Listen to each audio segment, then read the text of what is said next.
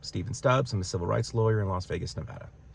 People are talking about this Tyreek Hill video, the body cam, all this of him being handcuffed on his way to the game. Evidently, he was speeding.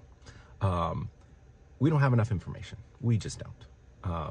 Well, first of all, U.S. v. Rodriguez, an officer is not allowed to prolong a traffic stop longer than it takes to effectuate the stop, okay?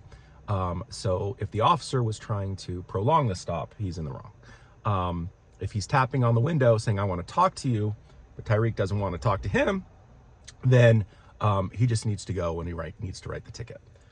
So unless there's some kind of other reasonable suspicion besides the traffic, officers in the wrong there. So there's a couple questions. Number one, what was the true reason of the stop?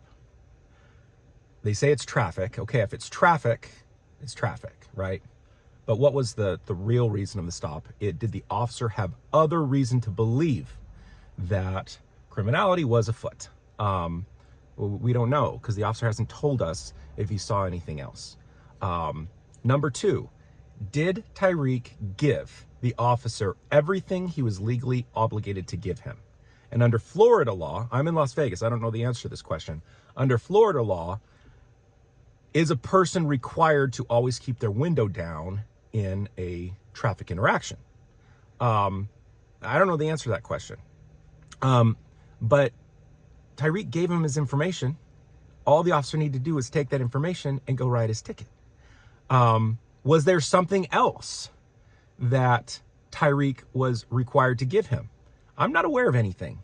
The officer clearly wanted to continue talking to Tyreek. Well, if Tyreek doesn't want to talk to him, then the officer's just out of luck. Sorry, go write your ticket. And if you felt like he was being disrespected, sorry. You're actually the government, and the First Amendment allows us to disrespect you. Even if I'm not saying Tyreek intended to disrespect him, but in any case, as an officer, you need to have thick enough skin to just say, okay, I'm going to do my job and I'm going to respect the First Amendment. Even if someone intentionally disrespects you, right? Texas v. Hill, another United States Supreme Court case that's pretty important there, right?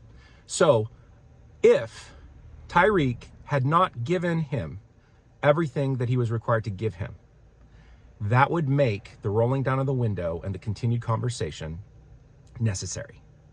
And what the officer was doing would have been a lawful order.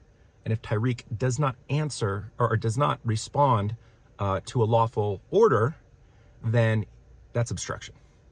And that is arrestable, and pull him out of the car. You do all kinds of things. So that's the question, right? That's a very important question to answer. Did Tyreek give him everything he was required to under the law? I don't know the answer to that. Until we get a few of these questions answered, no one can really analyze this legally. They can analyze use of force.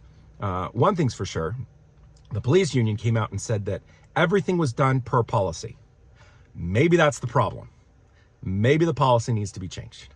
Maybe it needs to conform to the law better. I don't know, but I saw it. I didn't like it. I didn't think it was correct, but we need more information.